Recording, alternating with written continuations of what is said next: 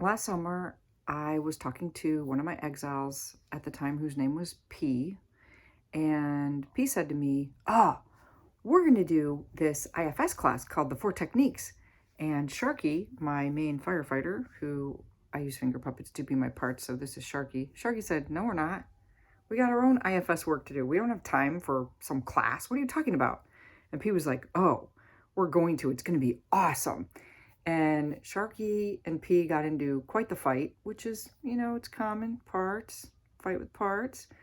So I was the mediator between them on this issue, and eventually P won, and we put this class out into the world, and we started teaching these four techniques that P said, our main exile said, everybody has to know these techniques because they're awesome and we want everybody to have them. And my firefighters were still like, I don't know. I mean, like, maybe it would be nice if people have them, but do we have to be the person to teach them? You know what I'm saying? Anyway, we started teaching the class, and it was so fun. And Sharky admits, I was wrong. Sharky was wrong. P was right. My exiles were right. The class is so much fun, and I get so much joy and nourishment and IFS learning and just really it's soul nurturing to offer this class. So it gives me immense joy. And it's just a gift from my exiles to me and then to the world and to you. And so what the four techniques are that my exiles thought I should share with people are four very basic, very simple, very classical IFS methods for externalizing your parts. Because the more that we can get our parts out of our bodies, out of our minds, and out into the world on paper or into objects, the easier and the more fun IFS is. And so that's exactly what this class does. The first technique is called the conference table. It was pioneered by Mitchie Rose. Thank you, Mitchie Rose. And it's where you just create a conference table on paper and you put your issue in the middle and then you write all the parts that come up around it. And so we just explore that paper technique. It's very organizing. If you have lots of parts, hello, it's so great to organize a lot of parts.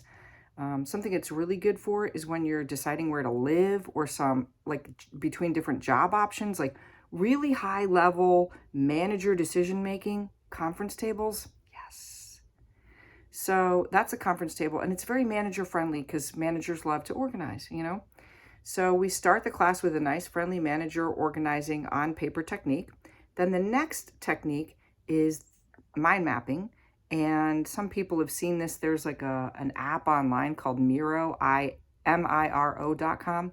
And so you can go there and you can do it on, online, but you can easily do it on paper. You just draw, you're kind of like, here's my issue, and then line, and here's the part that comes up, and then, 5 parts come up around that. And then a part comes up from that part, And so you just kind of map out all the different parts that come up around issues. And it just kind of, takes this mind mappy shape.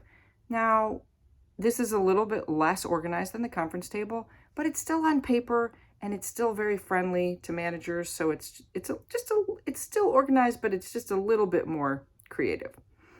And then the third technique is, what is the third technique? Oh, parts art. Now, some people loathe, and I do mean loathe, have so many parts that come around the term art. So if you want to think in your mind parts doodling, parts sketching, it doesn't matter. It's just scribbling something on paper in response to a part, to represent a part on paper. Now, some people are amazing artists and they're going to draw a little cave and here's their parts in the cave. And you're like, oh my gosh, that's amazing. I love the cave, right? That's fine. If you have great art skills, that might be a class that really calls to you. If you just have the skills of drawing, stick figures, which quite frankly, I'm a great stick figure drawer, then it might also appeal to you. And if you can just scribble, this part is a black scribble, and then this part is a red scribble, and then here's a yellow scribble, that's fine too. So whatever level of art you have, it doesn't matter. It's parts art, parts doodling, parts sketching. That's getting those parts out on paper. And then the final technique is, my favorite, finger puppets. It's using finger puppets to be your parts. So, whether they are roosters or people or, black blood. That's my horse part. Or the bluebird. Or, okay, stop, Melissa. You get the idea. Finger puppets are super fun. And so by the last class, we've flown right off the paper and we've gone into externalizing our parts into finger puppets or other objects.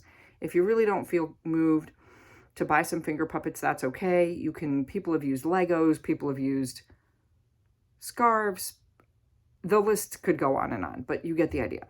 So those are the 4 techniques: the conference table, mind mapping, parts art or sketching or doodling, and finger puppets. They're 4 easy, simple, classical IFS techniques for externalizing your parts so that you can have more fun and ease in your IFS work.